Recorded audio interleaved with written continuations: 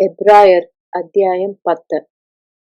ന്യായപ്രമാണം വരുവാനുള്ള നന്മകളുടെ നിഴലല്ലാതെ കാര്യങ്ങളുടെ സാക്ഷാൽ സ്വരൂപമല്ലായ്കകൊണ്ട് ആണ്ടുതോറും ഇടവിടാതെ കഴിച്ചുവരുന്ന അതേ യാഗങ്ങളാൽ അടുത്തു വരുന്നവർക്ക് സൽഗുണപൂർത്തി വരുത്തുവാൻ ഒരു നാളും കഴിവുള്ളതല്ല. അല്ലെങ്കിൽ ആരാധനക്കാർക്ക് ഒരിക്കൽ ശുദ്ധി വന്നതിന്റെ ശേഷം പാപങ്ങളെക്കുറിച്ചുള്ള മനോബോധം പിന്നെ ഇല്ലായ്കകൊണ്ട് യാഗം കഴിക്കുന്നത് നിന്നുപോകയില്ലയോ? ഇപ്പോഴോ ആണ്ടുതോറും അവയാൽ പാപങ്ങളുടെ ഓർമ്മയുണ്ടാകുന്നു. കാളകളുടെയും ആട്ടുകൊറ്റന്മാരുടെയും രക്തത്തിന് പാപങ്ങളെ നീക്കുവാൻ കഴിയുന്നതല്ല. ആകയാൽ ലോകത്തിൽ വരുമ്പോൾ ഹനനയാഗവും വഴിപാടും നീ ഇച്ഛിച്ചില്ല, എന്നാൽ ഒരു ശരീരം നീ എനിക്ക് ഒരുക്കിയിരിക്കുന്നു. സർവാംഗ ഹോമങ്ങളിലും പാപയാഗങ്ങളിലും നീ പ്രസാദിച്ചില്ല. അപ്പോൾ ഞാൻ പറഞ്ഞു, ഇതാ ഞാൻ വരുന്നു, പുസ്തകച്ചുരുളിൽ എന്നെക്കുറിച്ച് എഴുതിയിരിക്കുന്നു. ദൈവമേ, നിന്റെ ഇഷ്ടം ചെയ്യുവാൻ ഞാൻ വരുന്നു എന്ന് അവൻ പറയുന്നു. ന്യായപ്രമാണപ്രകാരം കഴിച്ചുവരുന്ന യാഗങ്ങളും വഴിപാടും സർവാംഗ ഹോമങ്ങളും പാപയാഗങ്ങളും നീ ഇച്ഛിച്ചില്ല, അവയിൽ പ്രസാദിച്ചതുമില്ല എന്നിങ്ങനെ പറഞ്ഞ ശേഷം, ഇതാ ഞാൻ നിന്റെ ഇഷ്ടം ചെയ്യുവാൻ വരുന്നു എന്ന് പറഞ്ഞുകൊണ്ട് അവൻ രണ്ടാമത്തേതിനെ സ്ഥാപിപ്പാൻ ഒന്നാമത്തേതിനെ നീക്കിക്കളയുന്നു. ആ ഇഷ്ടത്തിൽ നാം യേശുക്രിസ്തു ഒരിക്കലായി കഴിച്ച ശരീരയാഗത്താൽ വിശുദ്ധീകരിക്കപ്പെട്ടിരിക്കുന്നു. ഏതു പുരോഹിതനും ദിവസേന ശുശ്രൂഷിച്ചും പാപങ്ങളെ പരിഹരിപ്പാൻ ഒരു നാളും കഴിയാത്ത അതേ യാഗങ്ങളെ കൂടെ കൂടെ കഴിച്ചും കൊണ്ട് നിൽക്കുന്നു. യേശുവോ പാപങ്ങൾക്ക് വേണ്ടി ഏകയാഗം കഴിച്ചിട്ട് എന്നേക്കും ദൈവത്തിന്റെ വലത്ത് ഭാഗത്ത് ഇരുന്നു കൊണ്ട് തന്റെ ശത്രുക്കൾ തന്റെ പാദപീഠമാകുവോളം കാത്തിരിക്കുന്നു. ഏകയാഗത്താൽ അവൻ വിശുദ്ധീകരിക്കപ്പെടുന്നവർക്ക് സദാകാലത്തേക്കും സൽഗുണപൂർത്തി വരുത്തിയിരിക്കുന്നു.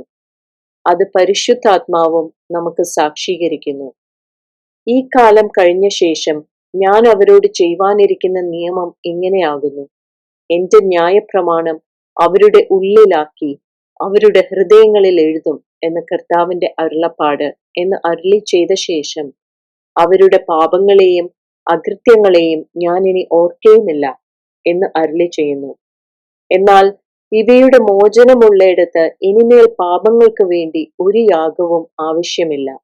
അതുകൊണ്ട് സഹോദരന്മാരെ, യേശു തന്റെ ദേഹം എന്ന തിരശീലയിൽ കൂടി നമുക്ക് പ്രതിഷ്ഠിച്ച ജീവനുള്ള പുതുവഴിയായി തന്റെ രക്തത്താൽ വിശുദ്ധ മന്ദിരത്തിലേക്കുള്ള പ്രവേശനത്തിന് ധൈര്യവും ദൈവാലയത്തിന്മേൽ ഒരു മഹാപുരോഹിതനും നമുക്കുള്ളതുകൊണ്ട് നാം ദുർമനസ്സാക്ഷി നീങ്ങുമാറ് ഹൃദയങ്ങളിൽ തളിക്കപ്പെട്ടവരും ശുദ്ധവെള്ളത്താൽ ശരീരം കഴുകപ്പെട്ടവരുമായി വിശ്വാസത്തിന്റെ പൂർണ്ണ നിശ്ചയം പൂണ്ട് പരമാർത്ഥ ഹൃദയത്തോടെ അടുത്തു ചെല്ലുക.